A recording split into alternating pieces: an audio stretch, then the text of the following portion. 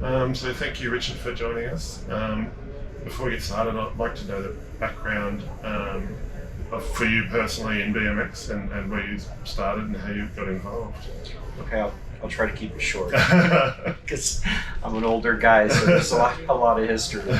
Unlike a lot of my counterparts, I didn't race or ride BMX bikes when I was younger. I actually got into cycling because I grew up in a small town in Colorado called Crested Butte, where the mountain bike was largely invented. So I started riding mountain bikes just for fun. Was not a competitor.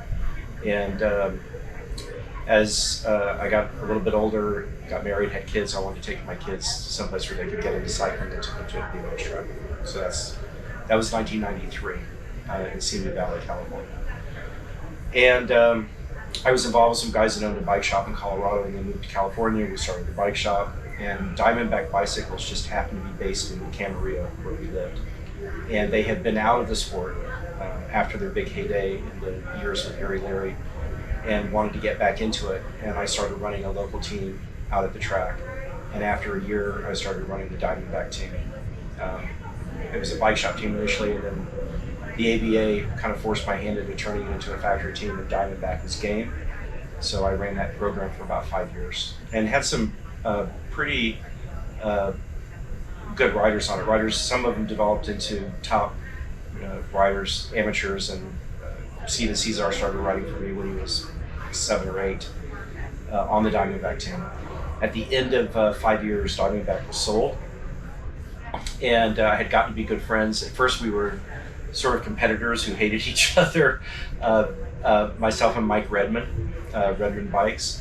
But we got snowed in one weekend at the end of the race in Reno, and I sat down with him at the Boomtown Casino and waiting for Donner Pass to open, and we got to be good friends. My kids started training with Mike, and when Diamondback went away, he called me up with a crazy idea to merge our two teams. The main goal was to beat GT. That's what we wanted to do, or what he wanted to do. And I had gotten involved with a small component company who had contacted me in the aftermath of Diamondback. So in 2000, we formed a team called AC Redmond. It was Adventure Components, was the California corporation that made small cranks and stems and that kind of stuff. And we ran that for a year. We kind of merged both teams. Finished second again behind Powerlight. I had finished second the year before as Diamondback behind Powerlight. So this was 99 was the last year Diamondback, 2000 was AC Redmond. And then in 2001, the former sales manager or marketing manager at Diamondback, who had been gone for a year, he had been lured away by Yamaha, contacted me out of the blue and wanted to get involved in BMX racing as a cross promotion. And that was the birth of the Redmond Yamaha program, which pretty much dominated the factory ranks for about 7-8 years. I think we won 3 national factory team titles. And we had a lot of top riders, amateur 1, national age group number 1. A number of different pros kind of went through the ranks. And I did that until about 2008. And Mike and I actually became a partner in Redmond Bikes with Mike, invested in the bike company. We started building the Tomahawk frame in 2003, I think. But I also have been in the design business for about 30 years, and my design agency was very busy. And my 3 older kids, who are now in their 30s, they were all in college and nearly adults, and I took that moment to kind of step away from the sport. Although I still had a track. We were running a track in Camarillo, which we had started about 15 years ago. And it kind of started right in that gap period after I left Redmond. So it kind of like I had been to the mountaintop. We'd won all these factory titles. We were the big race program.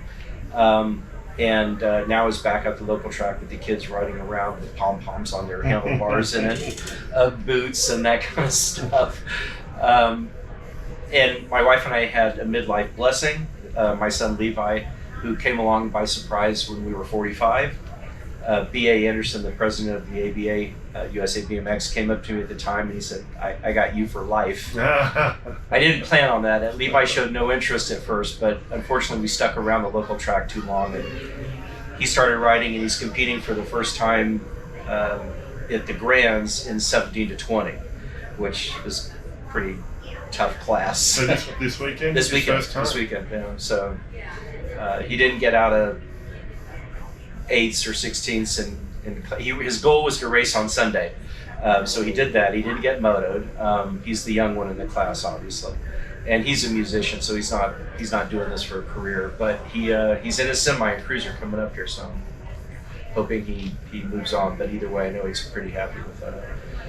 So he kept us in the sport, and through a couple of other serendipitous sort of relationships, I ended up in contact with the now Taiwanese owners of Staats bicycles. So Steve Staats I knew very well because he was a local out at our track at Simi Valley back when the Answer Staats team was running with Bubba Harris and Mike Day, and they were all pretty local to us, older than my kids. But I knew Steve, and my daughter Abby had one of Steve's first Aeromet frames that he had made. Subsequently, a guy named Jason Halverson bought it. I don't know if you know about Jason's history, who then went to work for GT when they kind of had their resurgence after the Gary Turner, Richard Long years. And his trading agents ended up owning the brands, Staats and Ciari, which was the parts brands. They were looking for somebody to sort of redesign everything and rebrand it, market it, run the race team. Somebody recommended me, and I was dumb enough to say yes because I couldn't stay away. And so I sort of took that brand. I mean, it was essentially, dead when I got to it. They were trying to sell old inventory that was 3 or 4 years old, but they briefly recommitted, and we redesigned the bikes, which were the Bloodline frames. Redesigned all the branding, all the brand image, put together a team. I had the Van Ogle kids who'd grown up on the Redmond team with me, racing in the Pro, both Kelsey and Lane, and had a pretty good roster, a lot of whom became the basis for the Daylight team. I forgot the crank. So sorry, we're selling cranks. So I ran that Staats program for 3 years, just to kind of cut to the chase. I did it for about 3.5 years, but I just was not happy in the relationship. It wasn't a company that I wholly controlled or owned. I was in theory going to have some ownership percentage of it. We couldn't ever really figure out what that was going to be. There were some sticking points in terms of the contract. And after about 3.5 years, I just decided that I was over it. And I could have stepped away entirely at that time, but I said to my wife, Andrea, I have an idea of building this bike. I have this name stuck in my head. And it'd be a U.S. built bike, and I think my goal was to sit down and build the best aluminum frame that you could buy, irregardless of cost, because obviously in the bike business you're always building to a price point, and when you're trying to build a bike in the U.S. that's difficult because it's going to be expensive, but I didn't care. I mean, obviously I was worried about the idea of building a frame that an aluminum frame that was going to be $1,000, but there's no other way to really approach it without just being another also ran in the long list of aluminum frame companies that are whittling up frames here in the U.S. or even the ones that like I was making in Taiwan when we were doing Staats, and that's pretty much how Daylight kind of came into existence. So why is it so important to have frames made here in the U.S. Rather than Taiwan?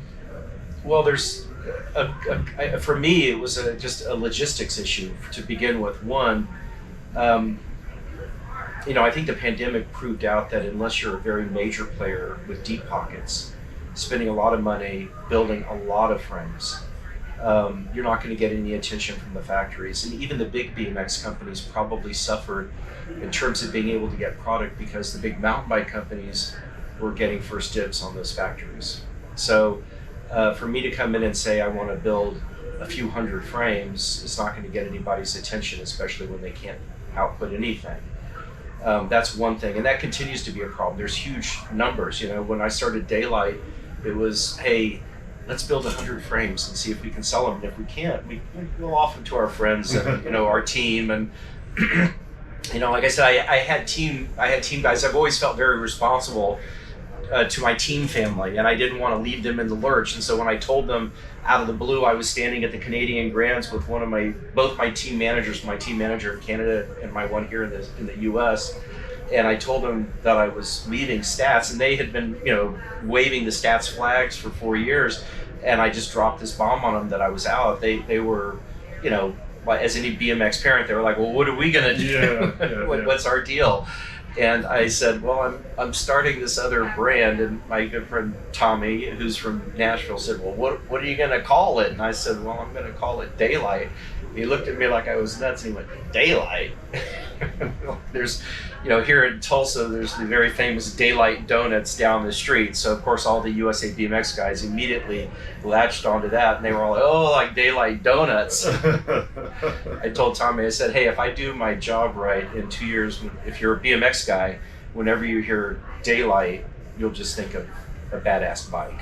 It absolutely does. Yeah. So, and I think hopefully we've accomplished that. But so I had a team, and I built 100 bikes. So go back to your question, a lot of it's just logistics and it's capital. It's money. How much money was I willing to put into it? Was I going to design a frame and go to Taiwan and build 500 of them?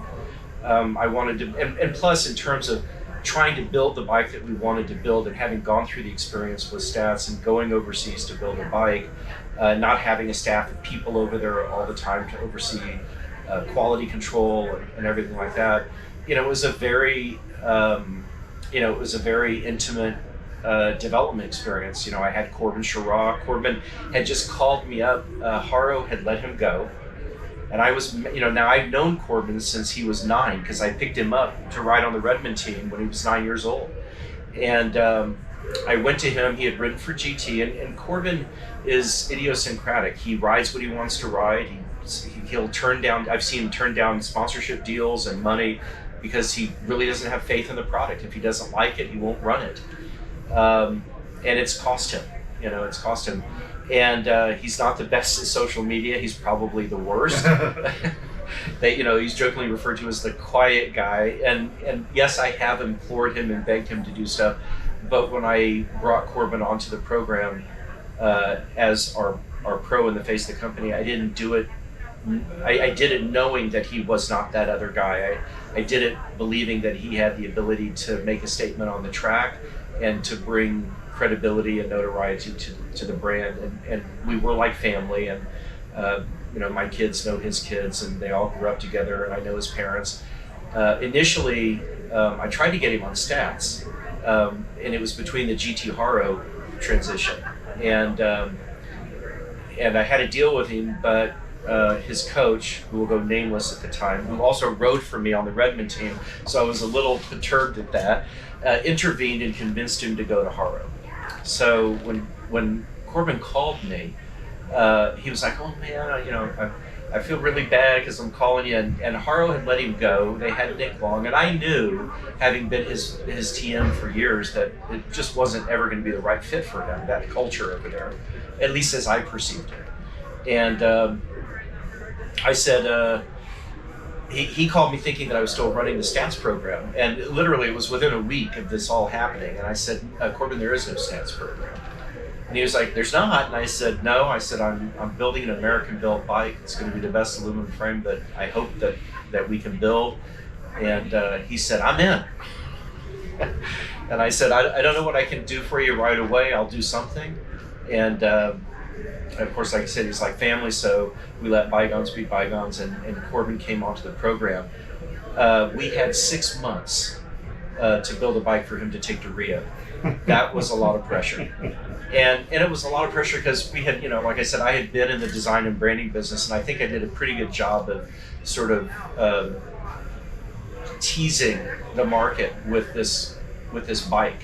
But there's risk in doing that. When you do that, you have to kind of you can talk the talk, but you got to walk the walk. So I was talking a lot about this frame that we were building, and now we had Corbin Sherrod, but of course everybody was waiting to see it. So I literally had visions of him in Rio and the bike just coming apart at the wells, like ding, ding, ding, ding, ding, ding. I mean, look, if you're an established company, if you're a box or anybody like that, and a component breaks on the track, they'll live to ride another day. I was in a situation that if we went to Rio with that bike and something went wrong, we were done. We would never recover from that, right? We couldn't. And so it was pretty stressful. And I remember saying to his coach, Ray Romero, at the Olympic Training Center, we went down to build the first, we had 10 prototypes. And he took one of the first 10 prototypes, he took 4 of them with him to Rio. So, like I said, it was very nerve-wracking. And I said to Greg, the very first time that he built it and went to ride it at the OTC, I said, hey, Corbin doesn't have to ride this bike. I'm not forcing him to do it. And Corbin's like, I'm not riding that carbon thing, and I'm riding this bike. And his times were faster. And Greg and I, like I said, had kind of butted heads a little bit. And I fully expected Greg to sort of be the devil's advocate. But Greg said no, he was faster on it, and that's what he wants to run. And mentally, he's into it, and that's what he did. I was disappointed, of course, when he slid out in the semi on that track. But immediately I looked at my wife and I said, well, the frame didn't break. So that was a good thing. That was July of 2016. And then we released the first bikes to the public in March of 2017. How quickly did you sell that first 100? We pre-sold everything that we had made. Oh, right. So how did you come up with it? What are the features of the frames and how did you come up with them? Well, I knew that I wanted a vertical dropout from the beginning because we had done that with Staats, and I wasn't the one that, I inherited some of that Staats design from Jason Halverson, but I knew from working with it and working with a traditional horizontal dropout that it was just a superior system. You don't have axle creep. The wheel is able to come off the bike, go back onto the bike, and pretty much the same spot. We were looking to enhance it. There were things about it that I didn't think worked as well as they could. So I knew that I wanted that. I knew that I needed a bike that was very stiff. With the Staats frames, I had connected Corbin initially I had approached Christian Besserine to train. I really wanted him to train my son, but to get him up to my track, he lives, down by, I think he's closer to Bellflower, Orange County, and we're up in Ventura County, north of Los Angeles. And to get him up there, I had to put together a small group of kids. So I had about a 6 or 7 riders that he would train once a week. And I had known Christian before, obviously just being on the circuit and at the races for all those years. But I managed, and at the time he wasn't real keen on training, kids, even teenagers, young teens, 12, 13, 14. But I managed to pester him enough that he came up to the track and started training there. And then after the 2016 Olympics, Corbin said, I think I need to make a change. And which I think, is typical for these guys. They train with somebody for a while and they need to move on. And he asked me about Christian. I put the two of them together, and they've subsequently become very good friends. But when they were first, so when Christian was first coming up to my track and training the Staats kids at the time, because this was back, pre-daylight, one of the things that I noticed with the Staats frames is that they were all round tube frames. And just with video analysis, we kept seeing like chain sag and flex in the back of the bike, especially the longer frames, which are going to flex more than a shorter frame. So going back to the daylight, I knew that one of the main things that we had to do was make a frame that was equally as stiff, or as, in terms of power transfer, as a carbon frame, because that was the market. I was going to be charging as much as a carbon frame, so it had to perform as well or better. And it might not be quite as light, but there are features on it. The vertical dropout feature on it adds some weight, but I think for the functionality, it's well worth it. But the other aspect of that, which I briefly mentioned to you earlier, that accomplished that was that we ended up using this sort of, it's basically a BB95. It's the width of a bottom bracket if it incorporated an external cup. but the bearings are pressed directly into the frame. The benefit for that for us is that we have a wider platform. By having that wider platform, we have this huge oversized down tube. So I think we're the only US builder that's welding hydroform tubing, a hydroformed frame here in the US. So just to go back to cost real quick, not to digress, but to go back to cost and difficulty, when we were making the Tomahawk frame, round tube frames, Redmond frames in the US, we could do 100 frames. When I say do them, I mean coat them, miter them to put them together. And we're, generally we want less than a millimeter of gap, because if you have a lot of fill material, that's where you have failure. And we could do 100 tube sets in 3 days. 100 daylights will take 3 weeks to do the same tubing. It's very uniquely shaped. It's internally tapered. Our down tube, for example, the wall thickness tapers from 2.1 at the weld junctions, and then toward the middle it goes from 2.1 to 1.8, 1.6, and 1.4 in the middle. So it's a large tube, but it's thin and it's strong. It comes to us in yield like at T3, but you could still bend it with your hand when we're working with it. So it's also very difficult to work with initially. You could have some waste, and so we have to build special fixtures to hold it together, to cope it, and to tack it together. And we have proprietary jigs that do all that as well. So that wide platform, though, going back to the bottom bracket, allows for that large down tube. Then it allows room for that down tube to weld to it, and also to the oversized chainstays as well. So the result is we have this incredibly stiff rear end for an aluminum frame. There's like no chainstay or anything like that. In conjunction with the vertical dropouts, and then going back to the bottom bracket real quick. The other thing I wanted to point out that we also did, we didn't do this in the first 2 rounds because we didn't know that we needed to, but we machined the bottom bracket shell with the bearing bores machined into the shell itself. And then after the frame is welded and heat treated, we would hand ream, which was typical for any frame manufacturer. We would ream the bottom bracket shell. But because we're pressing the bearing directly into the frame, if you don't get that perfect, you would still get a little binding on the bearing, and it would loosen up over time, but that wasn't good enough for me. So we actually go to the trouble and the expense, develop tooling to put the entire frame back into the CNC mill after it's welded and heat treated, and we machine the interior of the bottom bracket at that point.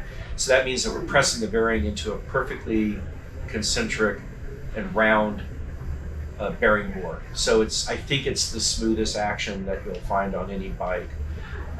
That in combination with the rear dropouts, the vertical dropout system that we have with the integrated tensioners, I think delivers what is, like I said, probably the smoothest, most frictionless setup that you can have on a drivetrain on a stiff bike.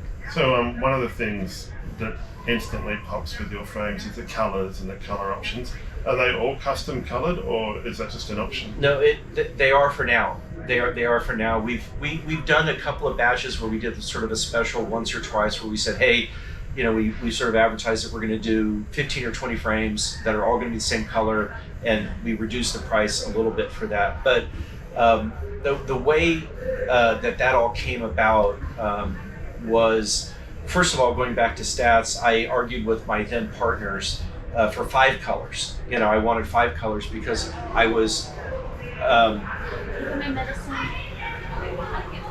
If you need to. I argued with my partners at the time that we just needed more color. We needed more options because, look, typically you build a bike and you've got black and white or blue or silver or some other neutral color, and then one other color, maybe like a red or a yellow if you want to, and you don't sell as many of those, but you got to have it or whatever, or you have some color that you think is your brand color. If you're smart enough or good enough to pick a color that is a memorable brand color, like a Yeti, has, with their mountain bikes. So I kept thinking initially, like daylight blue. I kept thinking there was some blue color that was going to be our brand color. But with the Staats frames, we had a vertical dropout, and previously, when I sort of inherited that project, the bolts on the rear dropouts were chipping the paint. So anytime you would bolt to the frame, it would chip paint. That would happen with paint or powder coat.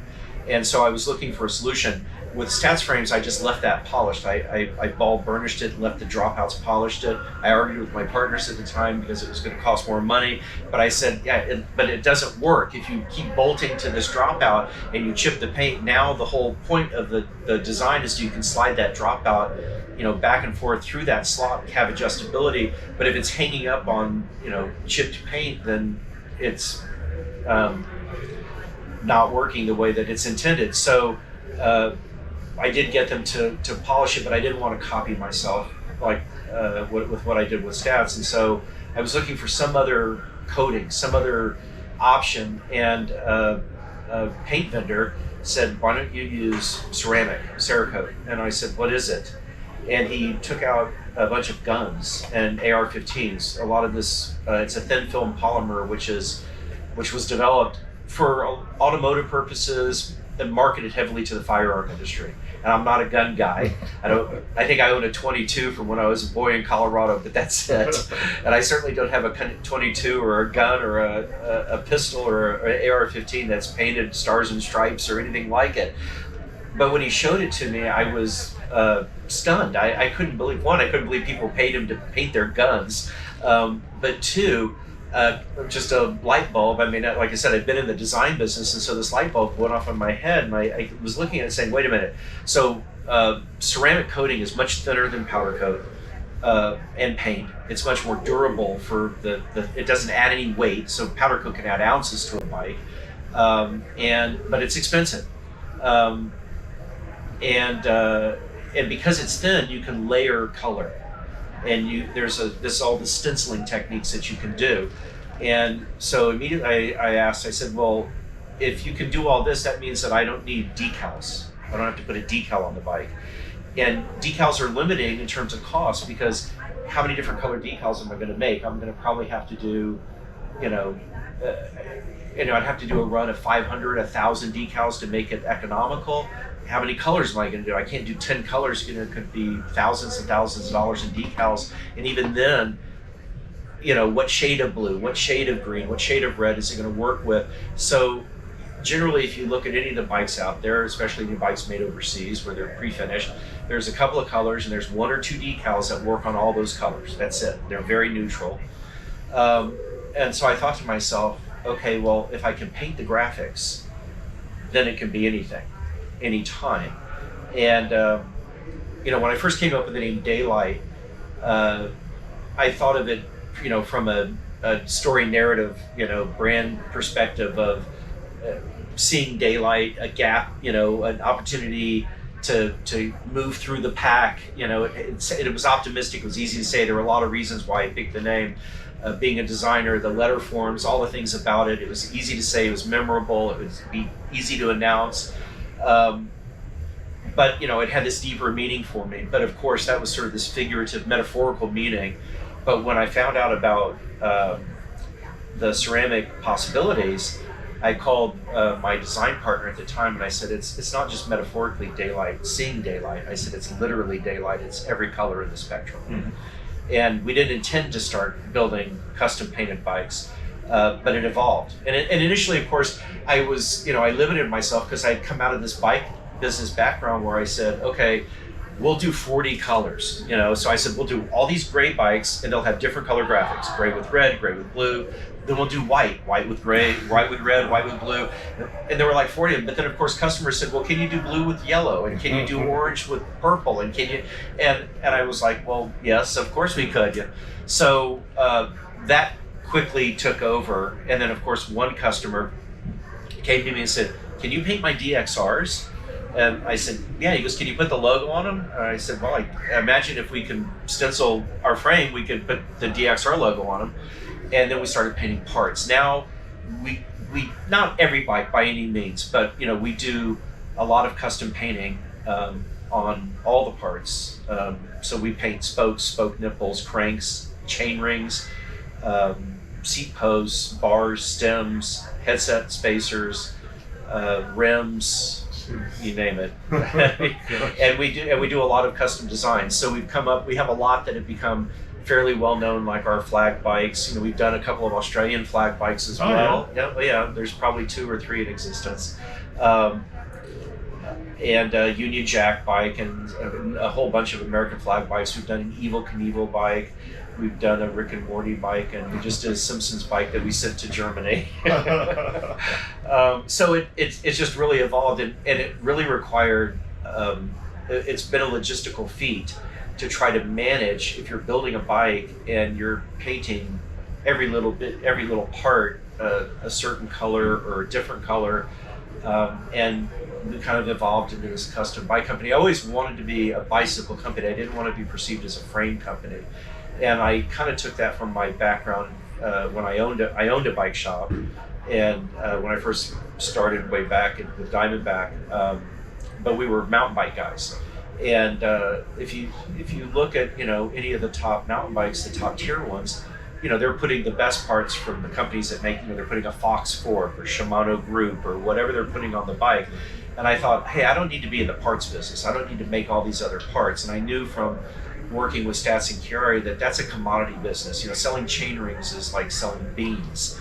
And I didn't really want to get into that. What I wanted to sell was an image and a designed finished piece. And if I could go to you, Hope or Magura or Box or Avian or whoever I'm going to, and I say I want to put your part on my bike, I can either put it on their stock, or sometimes we'll custom paint them. Toby Henderson was here yesterday and had not seen any of the box forks that we had painted on some of these bikes, and I think he was pretty surprised in a good way. So I guess the big answer to your question is right now, every bike that we sell is custom painted, and what that means is we have a price for a basic 2-color. Our basic design is 2-color, and so we have a basic 2-color ceramic finish. We offer a clear coat, either matte or gloss if you want to add it, and then we go from there, and the price can go up. We also work with a gentleman by the name of Ricky White, who's super talented, very good friend of Corbin's, who does an engine turn finish, which you've probably seen. And that engine turning he did initially for Corbin's Olympic bike, and then people started asking us for that bike, and so Ricky agreed to work with us to offer that to customers. We've done more now than I thought we would, because that's a pretty expensive frame. I think those frames are well over $2,000. So they're anodized, those ones, aren't they? They're actually Ricky. He does so he can do an engine turn like a spin or an edge, or my daughter's bike out there is. We call it the Green Goddess, but it's got all these kind of etched waves in it, so he can do all sorts of patterns. He also does flake, which he hates because it's a mess, and sparkles, and and a lot of hand finish work. We don't have a bike here that he just did for one of our team riders that I posted one picture of so far. Is sort of a Pink Floyd Dark Side of the Moon, and it's all hand painted, so it's really remarkable work. So we've done a little bit of different stuff as well as the ceramic. And with the ceramics, there are metallics. There's chameleon metallics that seem to change color in different light and viewed at different angles. And again, a lot of different patterns and designs that just obviously push the price of the bike. So one of the things that we've had to battle in the last few years is the perception that every daylight is $5,000 or $6,000 or more. But we have built a lot of bikes that are $3,000. No, we don't. We can't build a bike that's $1,000 because. Sorry, my helmet. I have my semi. Which one is it? We're at the Grands here, so and we're in the team trailer, and so there's a little bit of. Hey, do you see Abby's little bag? Okay. Sorry. Off to my semi. Richard, we have my lunch. Sorry. No, you're good. You're good. So anyway, yeah, my daughter broke her collarbone yesterday. Oh no. She does. This was the daughter that's was when she was a kid. She was like national age group #1 for like 7 years in a row. So she doesn't practice, and she's always driven to win, and she was in second, passing for first in the first round. Unnecessary. Abby knows that. I'll probably get in trouble because I said this. And she's an ICU nurse, so she's. Oh no. but yeah, both my older daughters got back into racing, so I guess BA was right. He has us for life. Yeah. So anyway, so some of the bikes, I can't do $1,000 bike. I can't do a $1,200 bike. Our frame at this point is $1,300 for a 2-color frame. Material costs have gone up, paint costs have gone up, labor costs have gone up. It just would be impossible for us to offer the frame for less and stay in business. Yeah. But when you build that into a complete bike, we build to suit. So I would say that we have bikes that are on the low end, and we don't build inexpensive bikes. So nobody's really putting the least expensive parts on the daylight. So I would say typically you would find bikes that are on the low end with stock wheels. Wheels are a big factor in the cost of a complete build. A wheel set that's carbon with tie spokes and onyx hubs is nearly $2,000. So if you put a stock wheel set on it, like a Kruppe wheel set or something like that, those are $500-$600. So that's a huge price difference in terms of what the ultimate price of the bike would be. So I tell people often, look, any high-end bike you go out there and you buy, and certainly if you buy a carbon bike and you put a lot of these same parts on it, you're going to be in the same price range. But our bikes kind of go from 3 to they've gone upwards of 8 or more. Wow. And those bikes, we kind of categorize them. We have a new website coming out we've been working on since we started the company. But I think in the next month it's finally going to launch. That's really much more comprehensive than what we first started with, was like a website in a box, just when we had 100 frames and we thought we'd sell them to our friends if we didn't sell them. And you'll be able to look at a lot of we call it the curated collection. You look at all these types of bikes we have here in the Grands that we built for somebody, and you could literally click on it and say, I want that bike, and there's a price for that bike, which could be $4,500 or $5,500 or $5,800 or $3,800 or whatever it is. But we, the process that we go through, and even for the complete bikes for our customers in Australia, is we just communicate with them. A lot of times it's over WhatsApp, or sometimes the ones that are really hands-on will call us. They'll just pick up the phone and call us from Australia. We'll talk to them, and we go through the bike front to back, everything that's on it down to the valve caps, and we'll lay it all out in an outline and a draft invoice. If there's special colors and all that kind of stuff, and we'll kind of review it back and forth. It's a live fluid document until we get to exactly what they want. The price is there, including the shipping to them, and then we build the bike. Awesome. You mentioned earlier there's 2 models. Yeah, so there's the original bike, which is called the RC1, and the new model is called the Wavelength. And the Wavelength, the only difference really is the top tube. And I'll divulge a daylight secret here because we're well into the Wavelength project at this point. But during the course of the pandemic, I couldn't get tubing. The hydroform tubing was seriously delayed. And we also have designs and plans and material, and have had material here to build a 29-inch trail bike, a mountain bike, which was my love. I wanted to build a mountain bike. And that top tube was the Wavelength top tube. And I had that material here. And so it was either not build bikes, the mountain bike shares the same down tube as the BMX bikes. So it was either not build bikes or build a bike using that new top tube. And so we did. It's otherwise all the same, because the stay material was easy for us to get, the chain stay material, because it's just rectangular extrusion. So we could get that, but the hydroform shape stuff, the internally tapered stuff, that was months and months and months delayed. It went from normally delivering within 3 or 4 months to taking 10 months or more. Oh, wow. So I was looking down the road saying, okay, I'm not going to be able to build bikes for a long time unless I come up with a solution. And I was lucky in that I had kind of planned this mountain bike project, but I can't just buy 10 tube sets. I had to buy 100 tube sets. So they're sitting here in storage. And I went to my designer and I said, what will our bike look like? It's same down tube again, but I said, with that top tube. And we plugged it in, and we thought it looked super cool. And we built the bike. Inadvertently, we think the bike actually is stiffer with.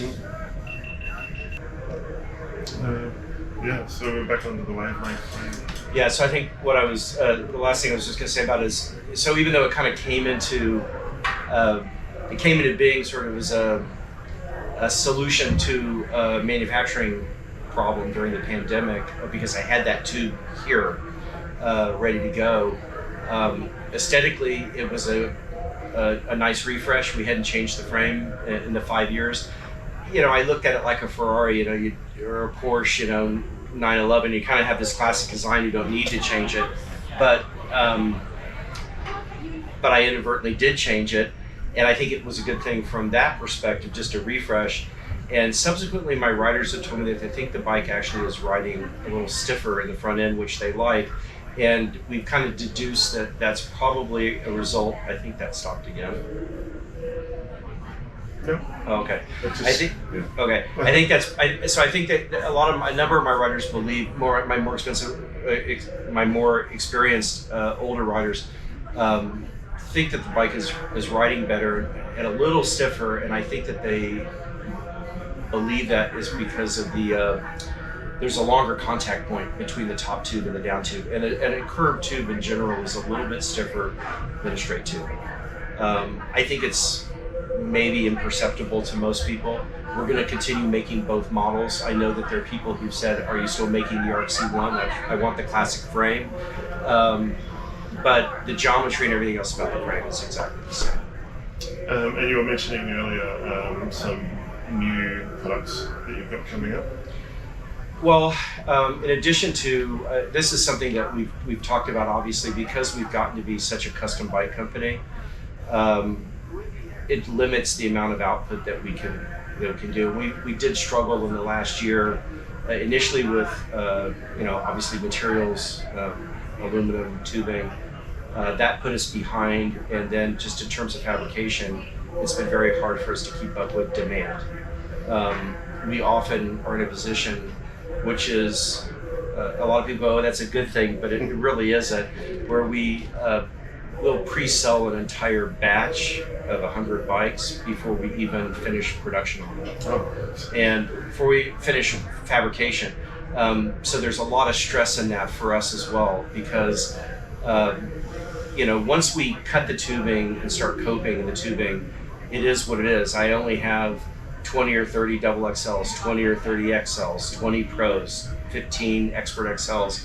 I can't change the size of the bike, so we have to be very cognizant of what we're selling to make sure that if we've sold you a bike, we know we have it coming, and we tag that bike. We have a very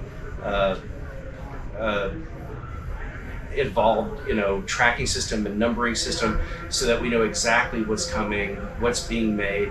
But there have been, on rare occasions, 2 or 3 times where, we were supposed to have 30 double XLs, but we made 29, and we sold 30. But that's only happened once or twice. And we've gotten to the point now where, because of that, we pretty much cut off the pre-sale of the batch and reserve a certain number back in case, hey, my kid grew, and now in the 3 months that I've waited, I need a double XL, not an XL. So we've managed to accommodate people like that as well. But it was a challenge last year because we were initially building bikes in a 90-day cycle where we would build 100 to 150 bikes at a time. And there were a couple of years in the last 6 years, there were about 2 or 3 in the middle of the process, kind of pre-pandemic. Obviously, at the beginning, we were struggling to get a system down for it to all work. Then we kind of hit a stride where everything was delivering pretty well, where I could turn around a frame in a week or 2, maybe days, even on a custom painted frame.